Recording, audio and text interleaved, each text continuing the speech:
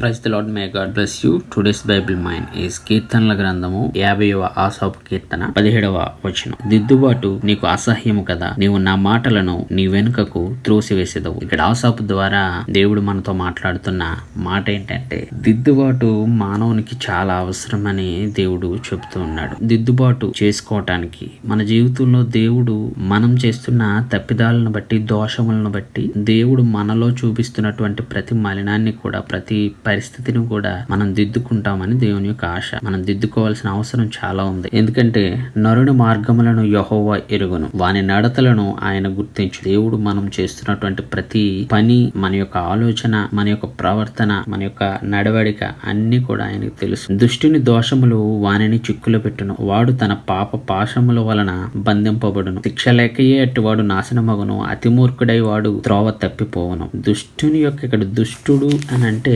ప్రత్యేకంగా ఏమీ ఉండడు. దుష్టుడు అని అంటే వాడు చేసిన దోషముల చేత చిక్కుబడి ఆ దోషములోనే దుష్టునిగానే ఉండటానికి వాడు ఇష్టపడుతూ ఉంటాడు.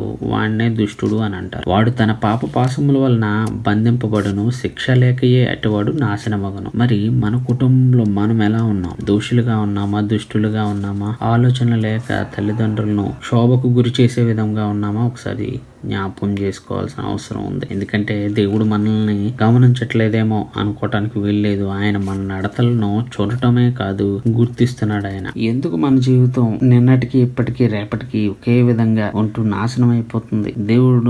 దేవుని యొక్క కృపను ఎందుకు పొందుకోలేకపోతున్నాం? దేవుని యొక్క ఆశీర్వాదాన్ని మనం ఎందుకు పొందుకోలేకపోతున్నాం? ఒకసారి ఆలోచిస్తున్నావా? ఎందుకంటే దానికి గల కారణం దేవుడు కాదు, మనలో ఉన్నటువంటి మన దుష్టత్వమే. మనం దేవునికి వ్యతిరేకమైనటువంటి పనులు చేసి ఆయన కట్టడలను మీరి మనం చేసిన ప్రతి విషయాన్ని కూడా మనం దేవుని ముందు ఒప్పుకోవట్లేదు, ఆ విషయాన్ని దిద్దుకోవటం లేదు, సరి చేసుకోవటం లేదు. ఇది చాలా పెద్ద సమస్య కదా. ఒకసారి ఆలోచిద్దాం.